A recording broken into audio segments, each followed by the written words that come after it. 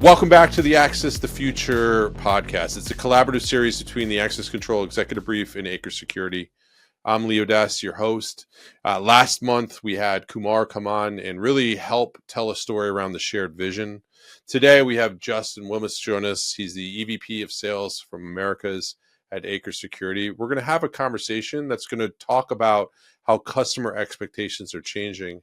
And we're going to talk a lot about this idea that they talk often, which is simplifying the complexity. Love that. I think it frames it nicely of what's changing the customer expectations.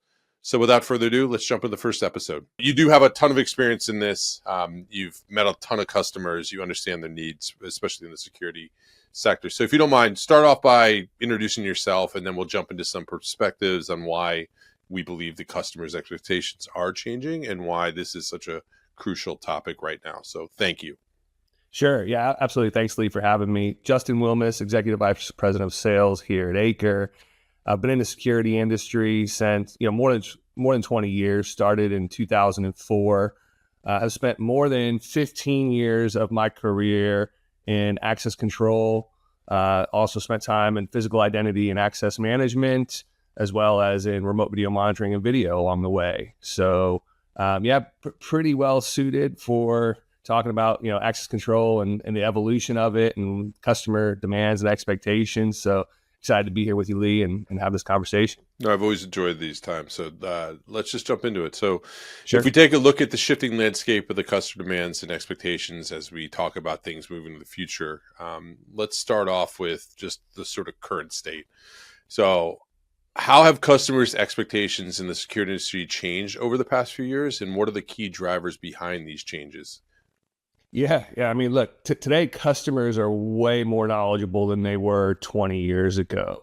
With the availability of data, the understanding of requirements and what they need inside of an organization and the demands from an organization, look, customers, and especially end customers, are really well versed on what their needs are and what they want from a desired outcome perspective. They're rarely, still utilizing, vendors to help tell them what they need to solve their problems because they're so well versed. The vendors are still there. Obviously, it's important, but they know what they want coming into it.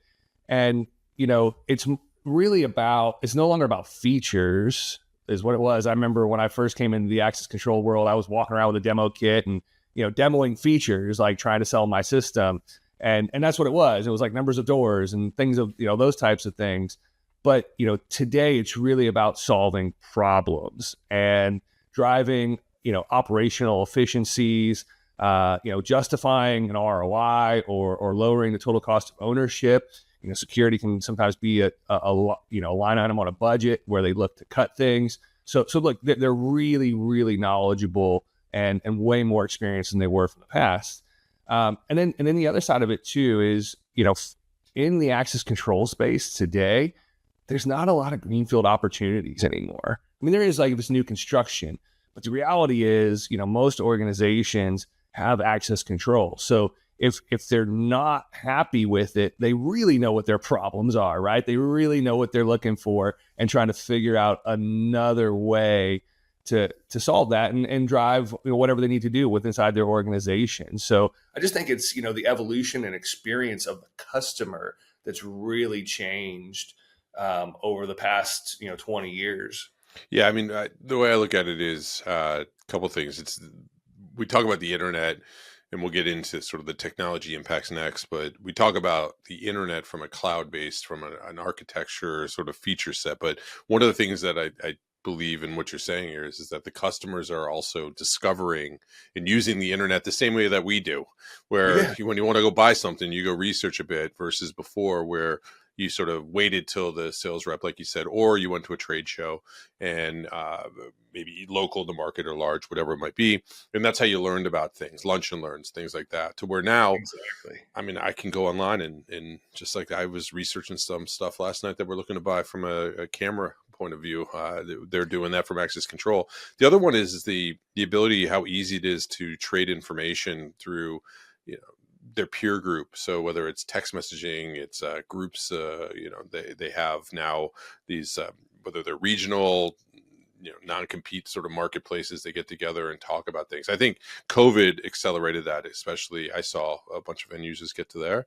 And then what you're talking about to me sounds a lot like solution-based selling versus sort of the technical-based selling, which is that now as the market has matured and the problems are somewhat understood, it's now applying the problem, the product to solve the solution, or to be the solution to solve the problem that the customer has. Yeah. Look, I couldn't agree with you more. Like when I talk to end customers, whether they have the same access control system or not, if you're a head of security, they're in peer groups and they all have similar challenges and problems. And so that networking, you're spot on, is a big driver of why there's so much more advanced. Look, you're right that Internet of Things or Internet of Everything is out there that you can go find the information, but those peer groups and getting it and being closely connected to others in the security industry is really, really helped drive the advancement of them knowing what they want when they come into it. And again, like I said, there's very few greenfield opportunities anymore. So like their experience, 20 years ago, there was still a lot of opportunity for a lot of greenfield, new verticals, new, organizations, like just implementing for the first time. That's very rare these days. Like the experience is just there. So they know what they want. Yeah. So let's talk about, since they know what they want, we see these sort of technologies impacting, we talk about cloud, mobile, and AI. How are these emerging technologies reshaping the expectations that customers have of their security solutions and their products? But look, I mean, it's everything. It's funny. Like these things happen in our world, in the consumer world, before they happen in the security world. So, AI, mobile, cloud, these things have been there in the consumer world a lot longer than they've been in at least the security world, or have made a big push in the security world. So, it's almost like second nature to them. So when they can use it, when you're using these things at home or in your personal life, the expectation is just that it's going to be there in your professional life and in the systems that you're utilizing. I mean, you think about your phone. And I can remember when we didn't have phones, and now it's like, what would life be without a phone? And so that level of expectation the customers already have. So when you move into security, like you expect that it's just going to be there, right?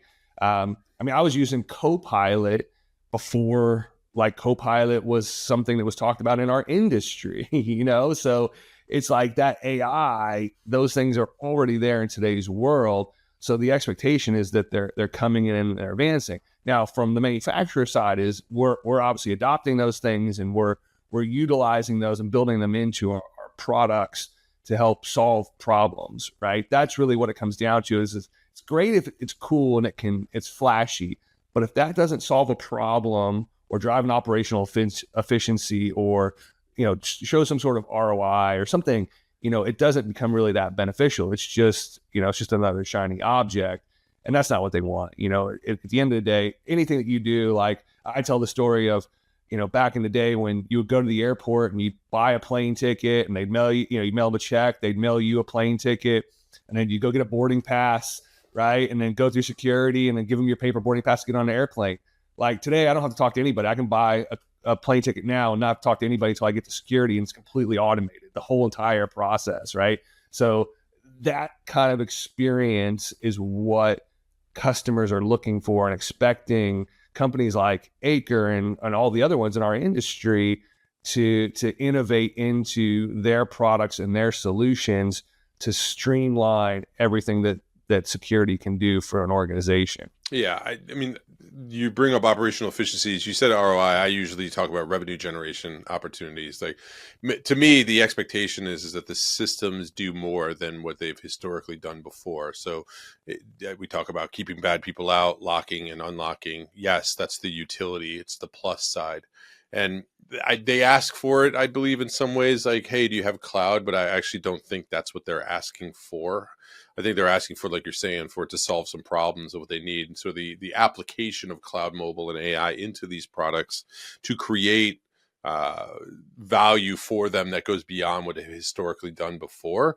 Now, I do think somebody somewhere within these organizations is saying, hey, we need to have, 25% of our systems need to be cloud-based because there's some operational efficiencies that they believe that they'll get from them on that end, which then triggers people to go ask for it that way. But yeah, I mean, I agree. I think the emerging technologies are starting to reshape the customer expectations that they are delivering more value. And then, like you said, too, some of the consumerization side of what they do. So like ease of use, the user experience around them, right? The plug and play side, this idea that you're going to always call somebody to come sit on a bucket and pay them X amount of dollars just to be able to add a card, I think is kind of not going to be the way moving forward. And though, actually, let me ask you this, to be fair, and this is the conversation we get into.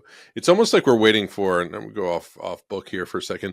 It's like we're waiting for this sort of, watershed moment where we're going to point to and be like, this is when it now just has happened. When I believe that this is sort of two things are happening at the same time. There's a large group where emerging technologies are not reshaping what the customer expects because they're not asking. But it doesn't mean that there isn't another large group to where they are expecting things to be different and use these. Just like the group that is doesn't mean that the other one doesn't exist. Where do you feel that we're at to where these emerging technologies are actually reshaping versus potentially reshaping? Or are they? Like, where do you feel we're at as you look in the market? I still think we're probably, early to halfway. Look, I relate it back to when I joined the industry in 2004. Now, I was doing other things prior to 2004 that was still security related. But, you think about the transition from analog to IP. Everyone thought that was going to happen overnight. And it was more than a decade-long process. I mean, it was probably like 15, even close to 20 years if you really, really push it way, way back, So I think we're still early just because of how rapid and fast technology is advancing, especially with like AI right now. We're in the early days of AI, kind of reshaping the landscape of our market, of our industry, of the consumer base, just because it's so fresh and so new. There's been analytics, which is a similar form of AI, and that's been around for 20 plus years. So it's really advanced on the video side. I think in the access control world, and just like as you start to introduce large language models, generative AI, those types of things, that part's still very, very early. And I think you're right. Like, we talk about cloud and where we are, and will the whole industry just shift to cloud like, everything did from analog to IP? And I don't think it will. I think there's always going to be the other group out there that there's going to be some who want to stay on-prem for some level of reason or requirement or whatever. So, I think in certain portions of technology, we're further along in that space of reshaping it. In others, we're still kind of in the early stages, like with AI and things. Yeah, I do believe as the market gets bigger, there's multiple things in flight at the same time. Like we've been, I think, as an industry, as more of a smaller industry, it's been somewhat predictable, and the truths have all been the same. And it's sort of the rate of change and rate of speed. It's like from one market to the next was relatively similar to where currently now things are starting to splinter off. You've got different vertical solutions that are needed. Speaking of that, as we look at the different verticals that are going through, whether it's enterprise, education, healthcare, you name it, what are some of the unique challenges that you're seeing with those expectations changing? Like I talked before, we've been sort of a horizontal product approach to where now the vertical and it's driving differentiation in those markets. So what are some of those that are different? And then if you could talk, what are some of the challenges that come up by having different sectors want different things? Yeah, no, absolutely. Like, I mean, you take the enterprise space, and for me, I think really it's all about, operational efficiency with these big systems. And the expectation is that, like, they have some really strong, IT departments and developer groups inside of their own, organization, and they want the flexibility to be able to do things themselves. And I think that's a big difference. And that's a big benefit to them. And, because they're able to do that.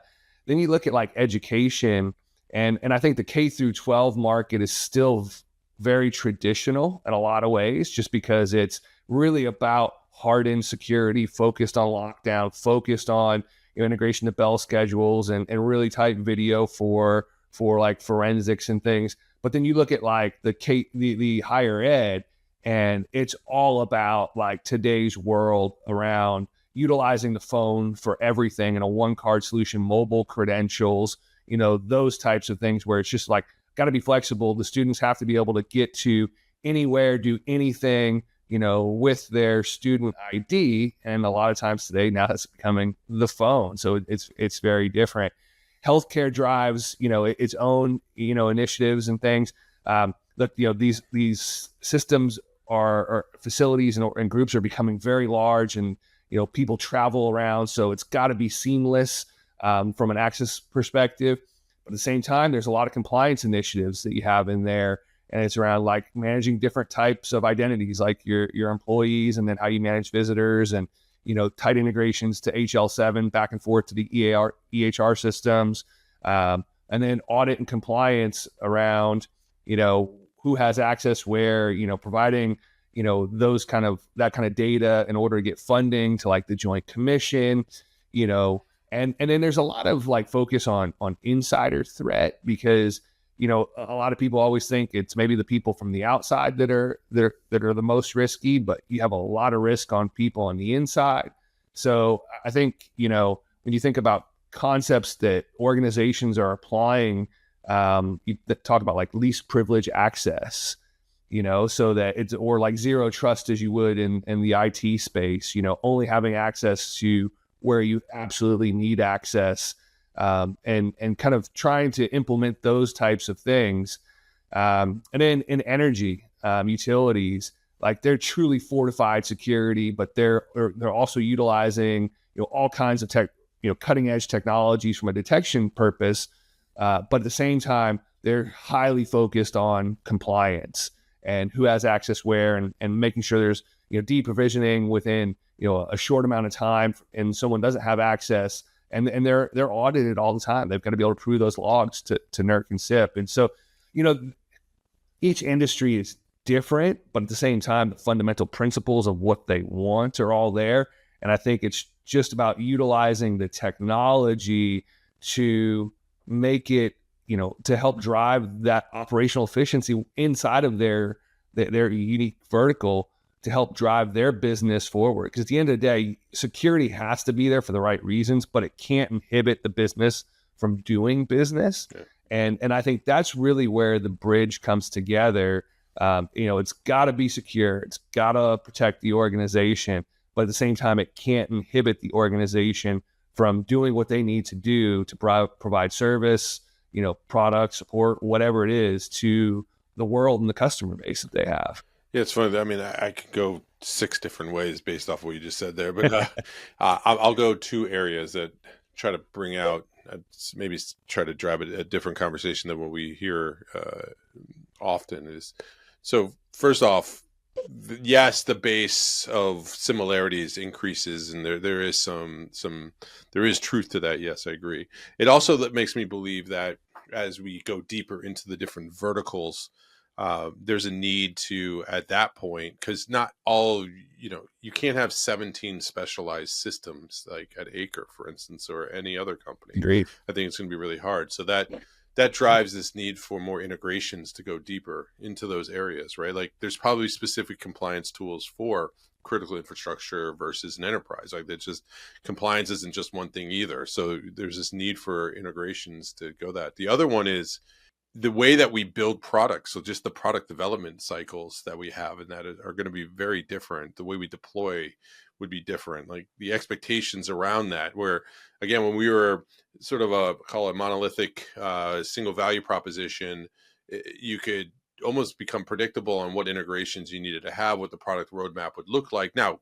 don't get me wrong, it still was difficult to manage that just because of the complexities around that, but it kind of was in the same realm, if you would. Now, you're having to go integrate. And then this brings on our new favorite word that everybody has, is there's this desire for interoperability, to go do that, right? So talk to me a little bit, like, how is this affecting, in your opinion, product development and these deployment strategies? And then even if you want to tie it into the sales side of it as well, because it's a different, now you need to be an expert in enterprise, education, healthcare. Like, that's a lot, right? So all of that is starting to change. How is it changing?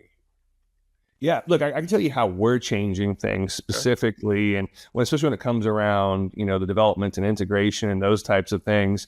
Here at Acre, we develop in our own API, right? So we're utilizing our own API to develop our own software features, functionality, and then extending that even further into the customer base so that they can use it for this interoperability. 'Cause every customer and every vertical is going to have a unique kind of use case or scenario or system that they want to try to pull into their ecosystem. And so, the idea is you got to become more simple. You got to simplify the complexity, is what we like to say. Simplify the complexity. I like that. Yeah.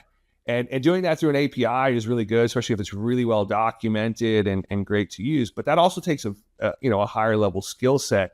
So simplifying that complexity and even breaking it down and allowing customers to do things in like a developer community, and be able to create their own kind of tools, packages, scripts, whatever it is, to solve those problems or integrate those systems for that true interoperability and driving that use case, so that it doesn't have to be like, hey, I have this great idea, and if your system only did this, and then as a manufacturer, say, wow, that's a great idea. Let me take that back to the R&D team, and they would go and they'd research it and say, well, maybe we could do that in a next version or next release, and you're just waiting. But like in today's world, like nobody wants to wait for anything.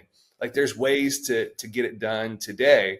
So taking that kind of mindset is what we're doing with our systems, because the faster things can get done, the better off it's going to be. And so giving more ability to customers and even technology groups and technology vendors, and the ability for them to do some of the things on their own and make that unique to their own system, so it doesn't affect other systems. And really, it's around how the system's designed. I mean, that's the key piece is you have different layers of architecture, and you have ones that you can develop to without affecting others. So in the background, especially in cloud, like your architecture layer, and you can have an integration layer where things can be integrated, but the architecture layer can still be updated, and it won't affect the things in the integration layer that are unique and custom to those different customers and verticals. So again, I think it's really around, flexibility, and then openness and the ability to allow customers and verticals to be creative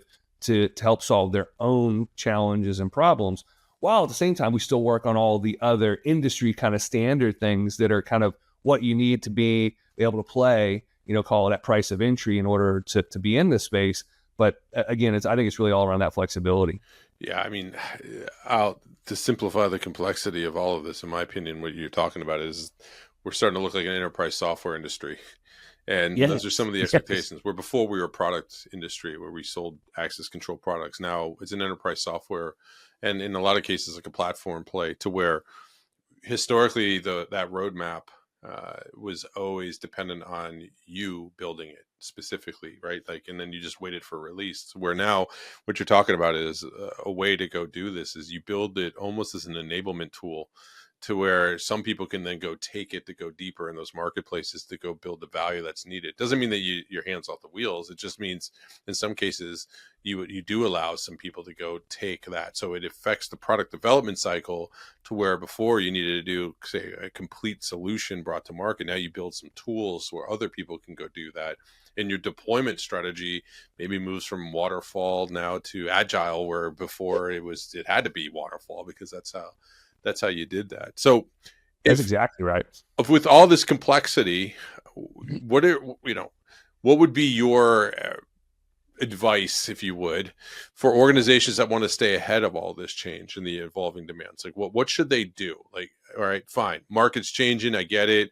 I want operational efficiencies. It's getting more complex, more vertical. It's great, good opportunities, not as much greenfield, but still, there's still, opportunities popping all over the place. So, but then I have to also have almost a change of how me as a person selling this stuff, where I knew it, backwards and forwards, to where now it's far more complex, like you said. So, like, what do I need to do as an organization to stay ahead of these sort of evolving demands?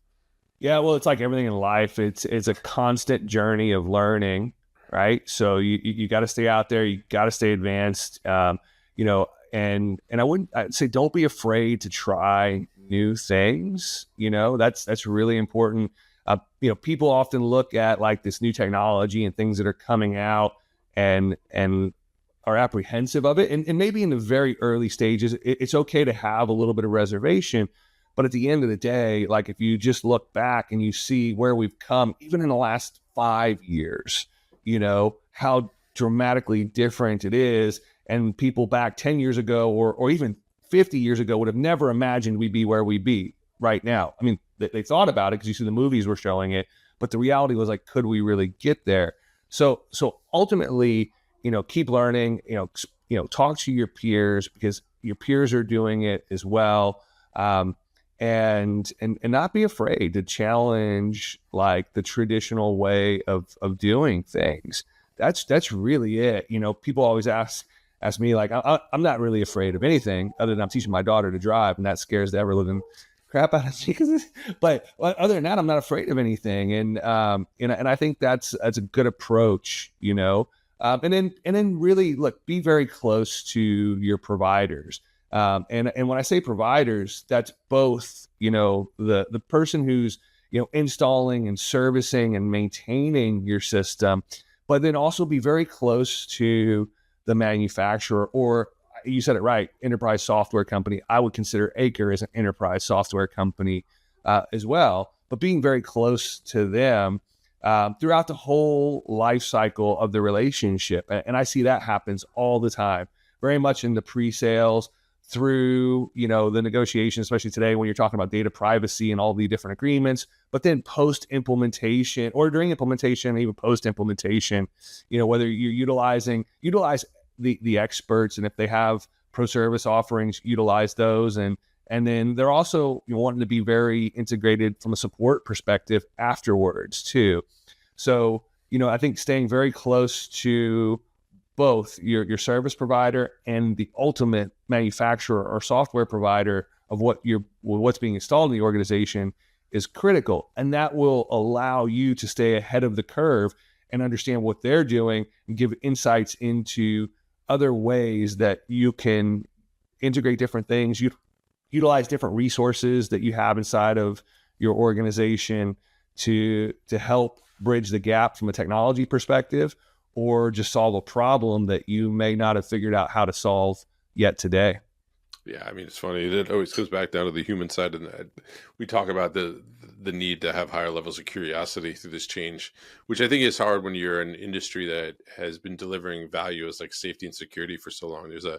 There's a self-identity side of this that I think gets in the way sometimes, where it's like, I'm the expert. I've been the expert, so now you're telling me I need to change, and it's like, no, there's a need for change and a higher level of curiosity. So I think you're absolutely right. All right, so we're gonna shift gears a little bit here. I want to move into this area where we're calling it sort of connecting the dots, if you would.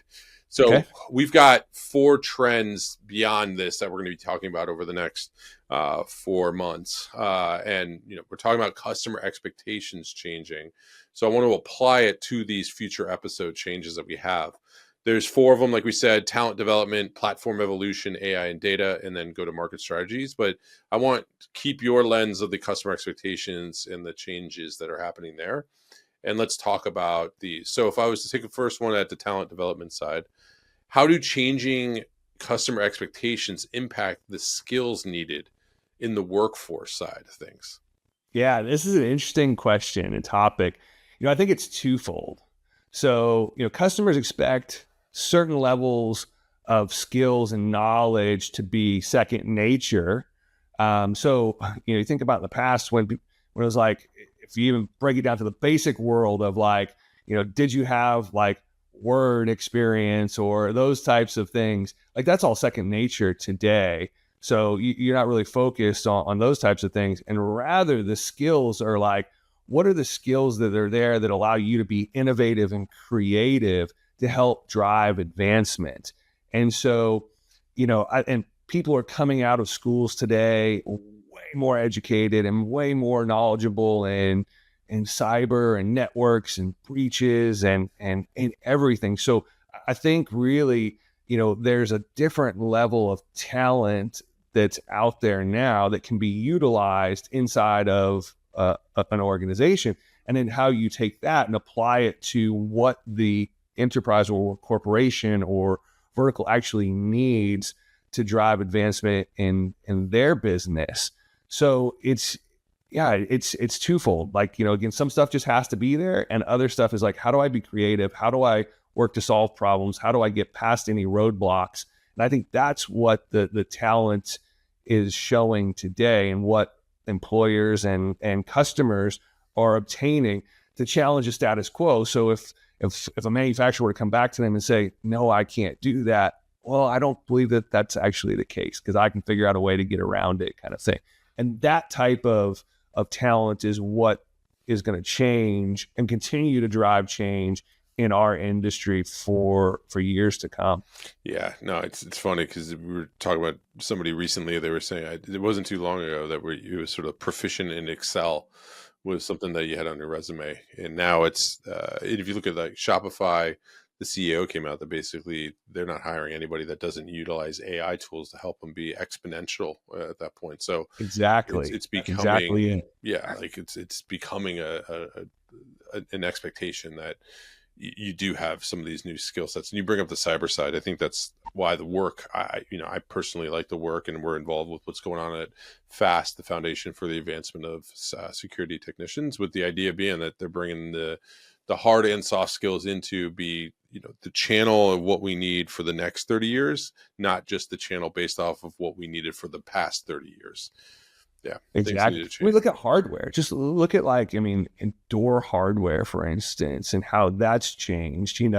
All it becoming IP based and the reader and locking technologies. It's just so much different today, and so some of the basics are just like expected to be known, and now it's like, how do I really utilize this thing to its fullest potential? And having that kind of mindset is what is the different types of talent development that we're seeing today. Yeah, it's just different. So, all right, talk to me about this platform evolution, which is going to be, we're going to have a whole episode just on that. And this is really about products shifting. It's from demand shifting from products to platforms. We talked a little bit about it here, especially as we start to build as an enterprise software. So how are customer demands driving this shift from products to platforms? What are they asking for that's making that happen?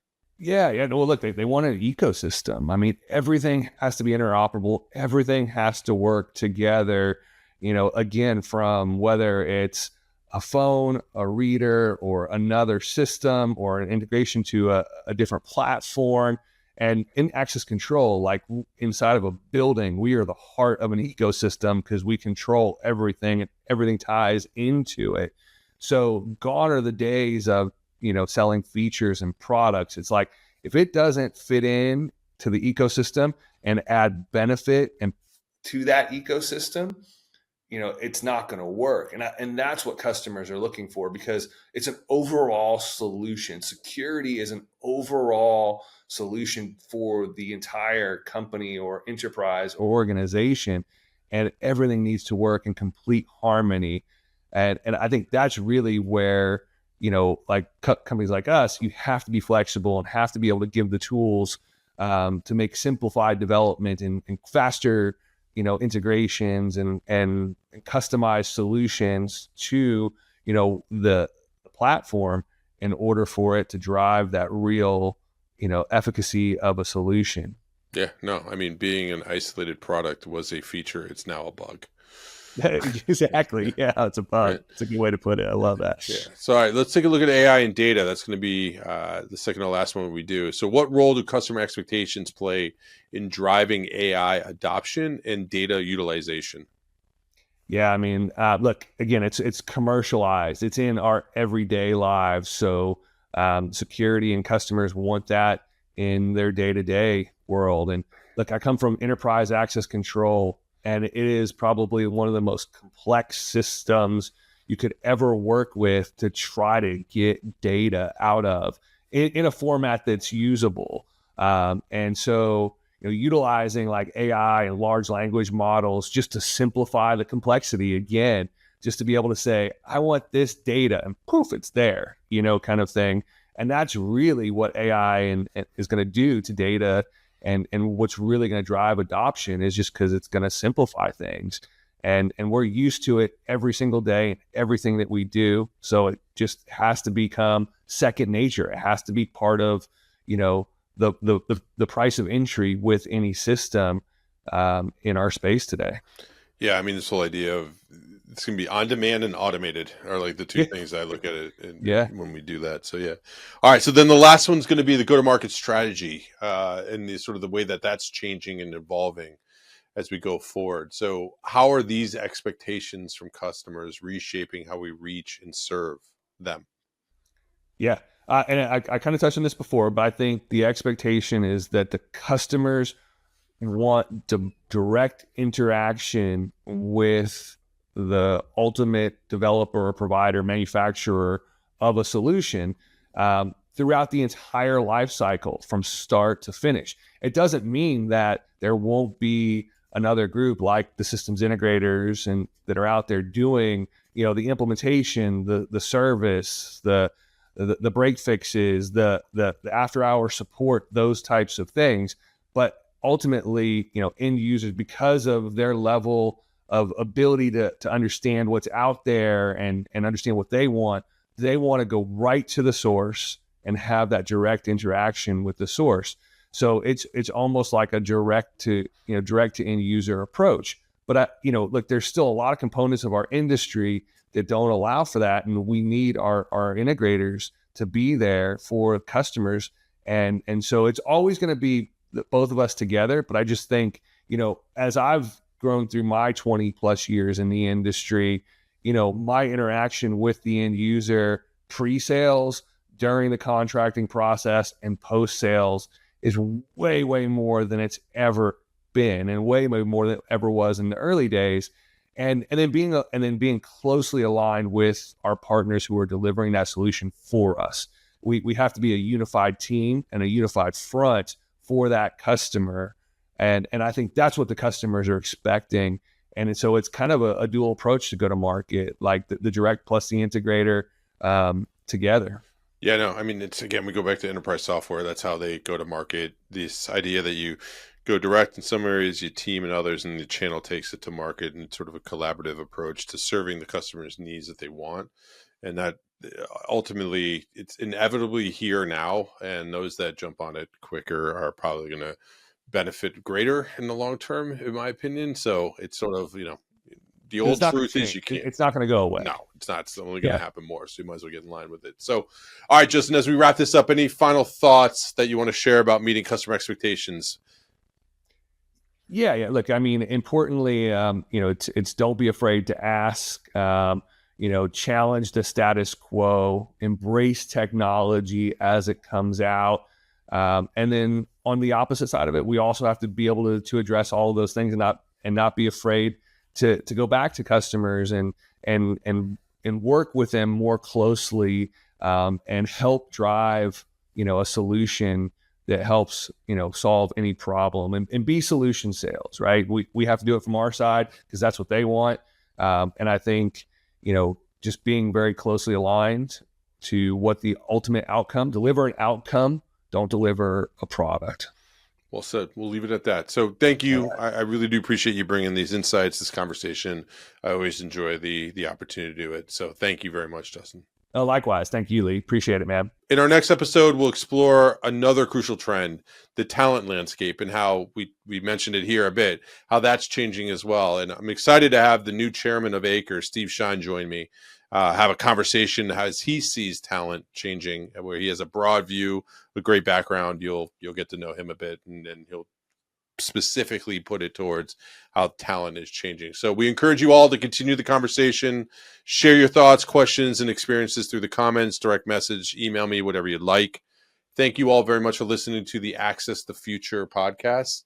I'm 𝖤𝖬𝖬𝖠𝖦. This is Justin. We'll see you all next month. Thank you.